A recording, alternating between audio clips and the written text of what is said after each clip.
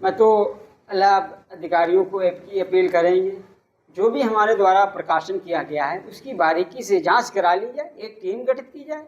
हम पूरे प्रकरण में जांच कराने के लिए सक्षम हैं। एक एक पॉइंट हम इनको दे सकते हैं। अगर जो शिक्षा छात्राओं को अवैध वसूली, छात्र छात्राओं के साथ स्कॉलरशिप में वसूली, उनके जिन भविष्य से खिलवाड़ किया जा रहा है, अग्निशमन यंत्र की एनओसी दिखाएं और इंटर की मान्यता में जो उस समय भूमि मानचित्र और लगने वाली सामग्री और नवीन बिल्डिंग का भी दिखाएं और साथ ही साथ पुस्तकालय और लाइब्रेरी का भी दिखाएं। इसकी अगर कोई चीज़ दिखाना चाहते हैं तो मैं उसके लिए मैं उनसे एक ही अपील करूंगा, इसका पूरा मुझे एक टीम गठित की जाए और टीम में मेरे अनुसार जो है उस पर जाँच कराई जाए, एक दूध का दूध पानी का पानी हो जाए। एक और पॉइंट मुझे जानकारी प्राप्त हुई है, एक समाचार में प्रकाशित न्यूजीलैंड नेटवर्क में लिखा है कि दुर्विजय सिंह द्वारा गंगापार क्षेत्र में शिक्षा की अलग जलाई गई। जिस समय में एक आपको बताएं, दुर्विजय सिंह और दिग्पाल सिंह एक सगे भाई थे, तो उन भाइयों द्वारा संस्था चलाई गई है, क्योंकि उसमें प्रिंसिपल जो थे दिग्पाल सिंह थे जब इनकी नियुक्ति हुई थी, और नियुक्ति से ठीक 6 माह बाद इनका बीएड की अंक पत्र लगाया गया। उसकी बाद नियुक्ति तो पहले हो चुकी है, उसमें भी घपला हुई है प्रेमपाल सिंह के। मगर जब ये कह रहे हैं कि दुर्विजय सिंह द्वारा इस चीज़ की नियुक्ति की गई है, तो पिता पुत्र को नियुक्त नहीं कर सकता है, और ये आयोग से नहीं आई, ये प्रबंधक द्वारा नियुक्ति किए गए प्रधानाध्यापक प्रेमपाल सिंह जी हैं। इनकी भी पूरी जांच कराई जाए।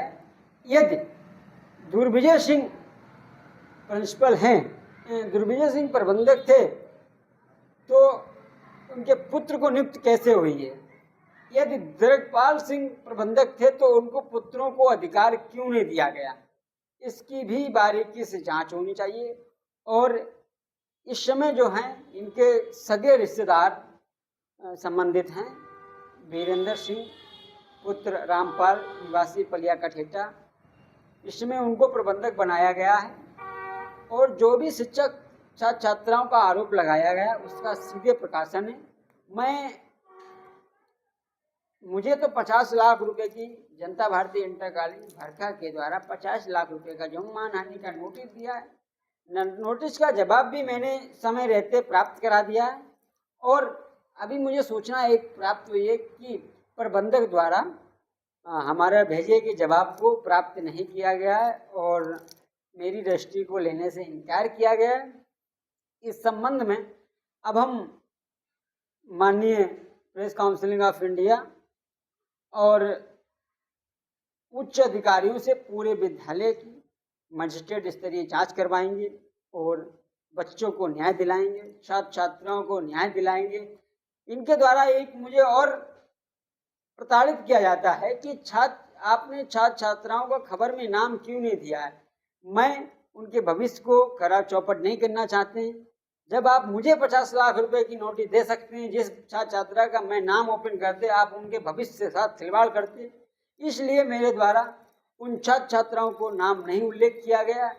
मैं यही कहूँगा कि अगर आपने रिश्वत अवैध वसूली नहीं की है तो हमें वित्तीय 5 वर्ष का जो है आपके द्वारा जो फीस जमा की जाती है उसके अभिलेख उपलब्ध कराएं, और साथ ही जो अभिभावक हैं उनके मोबाइल नंबर सहित एक मॉनिटरिंग टीम गठित की जाए। जिलाधिकारी उस पर संपर्क करके उन लोगों से पूछे कि आपसे किस किस तरीके से वसूली ली जा रही। अगर मेरे शब्दों का अगर कहीं पर भी सत्य अगर नजर आए तो इनके ऊपर कार्रवाई की जाए। अगर मेरे द्वारा ये सत्य खबर प्रकाशित की जाए, मैं मानहानि को बाध्य होंगे। यदि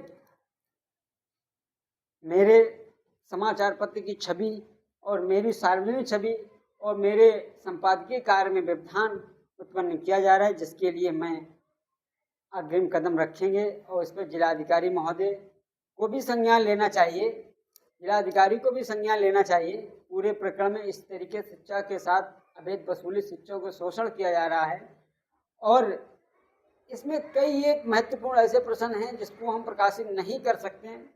अब हम उच्च शिक्षा निदेशालय लखनऊ के लिए रजिस्ट्री प्रेषित कर रहा हूँ और मुख्यमंत्री जी से यदि यहाँ पर जातीय अगर संघर्ष हुआ तो हो सकता है जांच में डिले हो, परंतु मैं एक बात कहूँगा कि अब मुझे भी न्यायालय जाने की आवश्यकता है और मैं न्यायालय जाऊँगा, जिससे सारी हकीकत पता चल जाएगी कि दूध का दूध पानी के पानी क्या होगा।